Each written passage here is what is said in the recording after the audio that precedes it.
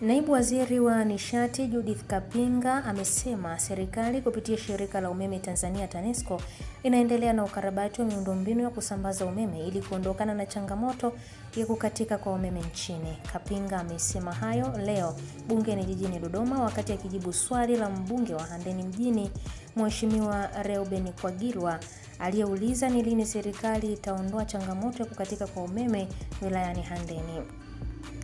Ameeleza kuwa serikali kupitia mradi wa gridi imara unaendelea na ujenzi wa kituo cha kupokea na kupooza umeme cha Mkata Handeni ambacho kipo kwenye hatua za awali za ujenzi.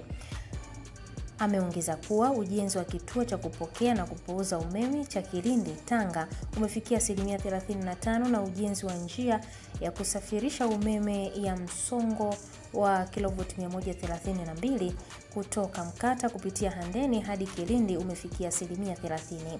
Akijibu swali la mbunge wa Mlalo Mheshimiwa Rashid Shangazi aliyeuliza kuhusu serikali kuona umuhimu wa kuharakisha ujenzi wa vituo vya umeme vya Mkata, Lushoto na Kilindi kutokana na umuhimu wa vituo hivyo kuimarisha upatikanaji wa umeme mkoa wa Tanga, Kapinga amesema tayari Wizara ya Fedha inahakikishia Wizara ya Nishati kuwalipa wakandarasi watakaotekeleza miradi hiyo kwa wakati ili waikamilishe. Na kuhusiana na ujenzi wa njia ya kusafirisha umeme kutoka Mkata hadi Kilindi kutokana na ulipwaji wa fidia, Kapinga amesema fidia ya wananchi wa njia ya kusafirishia umeme kutoka Mkata Handeni hadi Kilindi ni takriban shilingi bilioni 2.63 ambayo Wizara ya Fedha imewahakikishia Wizara ya Nishati kuilipa fidia hiyo.